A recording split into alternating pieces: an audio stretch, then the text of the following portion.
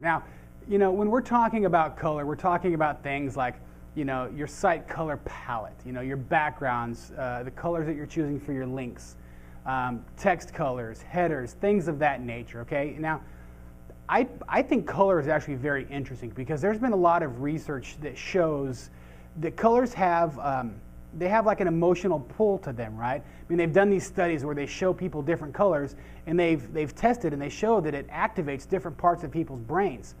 So what that means is that when we're developing or we're creating a website, we need to kind of keep in mind what frame of mind or what emotion do we want to try to evoke in the people that are visiting the website, right? So some of the problems that we typically see, obviously right off the bat, poor choice of colors. Another problem is going to be people that are choosing colors that maybe don't necessarily work well together. I mean, it's good that you're using different colors to try to, highlight and focus different areas, but if those colors don't work well together, again, we talked about, the human brain likes to have things that are harmonious, and then they kind of work together, and there's just like this built-in, piece of us that just gets those things. And if you choose colors because they're your favorites, then they don't really work well together. There's something about it, just kind of gets you a weird feel. And then, the last problem that I typically see with color on a website is just lack of contrast, and specifically contrast in terms of text laying over the top of a background color or some sort of a graphic or something like that, okay? So the solutions, or the three things that we should really be looking for when we're talking about color, for the development of a website, first thing is make sure that you're choosing the right color for the type of emotion that you want to invoke, right? So if you are maybe like some sort of financial services or insurance, one of the things that you're going to want to do is you're going to want to make sure that when people come to your website, they feel calm, they feel reassured, all right? So you're going to want to use probably like blues and grays. Those colors are really good for that. Yellow is another one of those colors that is bright, it's youthful. So if you take a look at things like, I don't know, daycares, things that cater to, the younger, the more youthful crowd, or that are trying to make people feel more youthful, you're going to see a lot of yellow tones in there. Red, it's passion, it's action. When you want people to do something on your website, like, for example, click a button to download a form or something like that, make it red. What's interesting is, after you watch this video, once you start surfing around, keep an eye on the colors that people are using. I think that you'll find it interesting because the colors that you respond to are going to be different, right? If you see a page that has a red button versus a blue button, the chances are you're probably going to click more on that red button. It's kind of interesting to see that. Now, the second problem that we had was colors that don't really work well together. The solution to that is to actually come up with what's called a color palette. And what a color palette is it's just a series of colors that are designed to work well together. Now, there's different ways that you can go about creating color palettes of colors that complement each other. Not necessarily complementary colors. What I like to do is I like to take a look. There's a lot of tools online where you can enter in, I want a royal blue, and then they'll give you 4 other colors that work with them. Tons of tools. So, in the resource guide that we put together at the end of this, if you signed up for the sweepstakes, we'll go ahead and include some of those links so that you know where to do it. But make sure that your colors kind of worked well together. It's what's called color harmony. Again, it's one of those things that it's hard to pinpoint when you see it, but it definitely has an effect on people's, reaction if there's colors that they don't work well together. And then the third thing is going to be lack of contrast. And this is one of those ones that I understand a lot of times designers want to put brown backgrounds or fades or gradients, and they want to do all kinds of cool stuff that Photoshop will let them do. Make sure, for your end user's perspective, or for their sanity, if you will, make sure that you've got a lot of contrast there, right? The best and the easiest, most readable text is going to be black text on a white background. If for whatever reason you can't make that work, or that doesn't work with the design of the site or whatever else that you're doing, make sure that you've got a lot of contrast there, okay? Don't put black text on a brown background. Don't put hyperlinks on top of a blue or a purple, because as soon as you click them, then the text disappears. So keep that in mind in terms of how your text is going to react in terms of the background. Because if it's hard to read, people aren't going to work that hard to try to find your content, because there's about 82 billion other places out there where they can get the same type of stuff, okay? So that's what we've got in terms of color. The next thing that we're going to talk about is layout. All right, so here we go. The last of the 3 design elements that we're going to be talking about today. Now, the last thing that we're going to talk about in terms of effective web design is going to be layout. And when we talk about layout, we're talking about things like, the site structure, the navigation, how it works in the placement. We're talking about the presentation of the content, basically how things are going to be arranged on the page to make it easier for your visitors to be able to kind of consume your content, okay? Now, one of the things that is interesting is that there are a ton of studies done all the time on this kind of stuff, right? They've got eye tracking studies, they've got heat maps where people are clicking and stuff like that.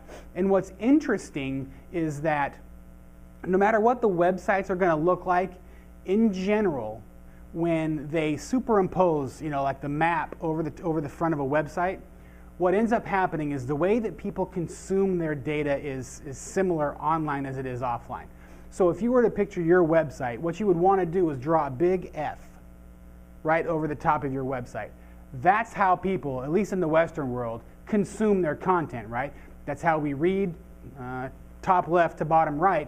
That's how people look at the web. So that's why you're going to see a lot of times logos in the top left corner, navigation going across the top. So let's go ahead and talk about what some of the common problems are, and then we're going to talk about maybe what some of the best practices are. Some of the problems that people have with their site structures are, number one, using what are called liquid layouts. And a liquid layout is when a website will actually expand to fill 100% of the browser. So sometimes when you go to a website, the website's centered in the middle of the page, and no matter how big your browser is, your website stays in the middle. A liquid layout expands to fill the screen. Now the problem with that is that depending upon resolutions, because now you've got people on 17-inch monitors, you've got people on 30-inch monitors, right? So those things there's a large range there in terms of, in terms of browser compatibility or browser capabilities and resolutions. Your site, if you have a liquid layout, is going to be jumping everywhere. You've got images that are going to be rolling around text, and there's all kinds of stuff. Not real good when we know that site structure has a lot to do with how people are going to consume your content. So what we want to do is we want to make sure that we've got a solid layout. The second problem that I see all the time are inconsistent navigations, right? Sometimes it's on the top, sometimes it's on the bottom, sometimes there's a home, sometimes there's not. The way to keep it is, be consistent with your navigation. I mean, we don't even really need to talk much more about that. That's just it. Be consistent with it, right? That's your map. That's how people are going to get around your website. They've got to be able to know and know that that thing is there for them. And then the last problem that I see a lot, especially with smaller business websites, is the lack of a proper structure, right? If you keep in mind the way that people are going to be coming and consuming this content, right? When they come to your homepage, the purpose of your homepage is you want to be able to tell people who you are, what you do, and get them deeper into the site as quickly as you can. Your homepage isn't there to tell about everything that you do. It's a traffic light, so to speak. So when you go to a homepage, if you see the fact that there's 38 different things to do, I can guarantee that that website has a high bounce rate. Or what that means is there's a lot of people that come to that website, and then from that page they turn around and leave. What you want to be able to do is get people on your landing page, get them pointed into the right direction, get them to take a click, and then now that you've got them deeper in the site, they're more invested in your website. They're willing to spend a little more time to try to find what you're looking for. That's why when you take a look at a proper sitemap, it should look like an upside down tree, right? Where you've got a home page that's going to come down. It's going to have maybe some second tier pages. Those may come down and have third tier pages, but at the end it's going to look like just a big triangle. That's going to be a proper structure. A lot of times we'll see websites that have just one layer and a ton of boxes going out sideways. It's too much. There's that old marketing adage that says a confused mind always says no, and nobody's going to sit around and try to figure out, again, like we talked about before. If you go to a website and you're just like, what? People aren't going to hang out. They're going to be like, see you later, click on the back button, they're going to go find the next search result, okay? So the solution to those 3 problems is, it's not a one-off kind of a thing. Again, we want to do things knowing how people consume their data. We want to put things like put your logo in the top left corner. It's the first place that people are going to look. We want to make sure that we have a top navigation. Top navigations, in research and statistically have outperformed than side navigations, left side navigations. Right side navigations, rarely are you ever going to see. But top navigations typically work better than left side navigations. It's a proven fact. Large, clear headlines. Again, we are a world of skimmers, right? People are busy. You got all these things going off. When they're looking at your website, their phones are probably ringing, they're getting text messages and all this other stuff. So they're not going to sit there and read 1,000 words on your homepage. You want to make sure that you got nice, clean, clear headlines so that they can skim and see exactly who you are and what you do and make a decision in 3 to 5 seconds whether or not they're going to want to go further. Another thing is white space. A lot of times you'll see people that try to cram a bunch of stuff, and I've actually had more than one client that tells me if they have a spot or something on their website that doesn't have something, they're like, just put something in there, I don't like the white space. Absolutely the wrong thing to do, right? White space is good because what it does is it lets you kind of define the different elements that are on your site. So, pad things out a little bit. Let them be their own individual elements. Don't try to have this blog post run into that and this run into that and these things get squished together. Just make it easier for your end users, And the last thing, we want to make sure that we've got nice, clearly defined calls to action, right? The idea behind the website is that people are typically coming out here looking, and they're looking because they want to try to solve a problem, whether they're looking to buy a product to solve a problem, whether they're looking for some information, whatever the case is. So we want to be able to get them what they need. Nice, clear call to actions. Hey, if you like this camera, click here to buy, or click here to download this, or get instant access to whatever the case is.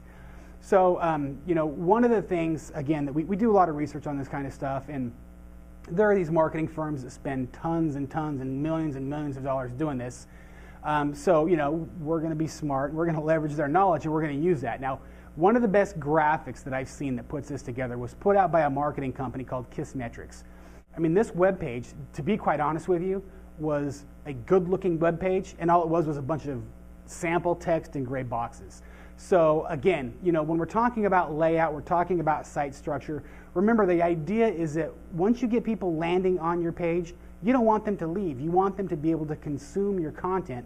The best way to do that is to be able to make it nice and easy for them to get that information. And you do that with nice, clean headlines, well-defined spaces. Oh, here's a piece of information. Here's a piece of information. Let them find what they're looking for and get on to the next thing, okay? All right, folks, there you have it. That's the end. That's video number 1 of 6. So, hopefully by the end of this video, there are a couple of things that you were able to take away from this. Now, the first thing that we wanted to be able to just kind of walk through and give you an understanding of is that design is more than just drawing pretty pictures, right? I mean, there's a lot of, like psychology and kind of emotional things that are going on with it. What is your website, what is it really telling you? Is that representative of the brand that you want to be able to put forward? The second thing that we talked about, and this one here is really crucially important, is that visitors don't respond to bad websites, right? They just go away. Typically, people are just going to go away and you're not going to know a thing about it. So this is really important to know and to be able to master.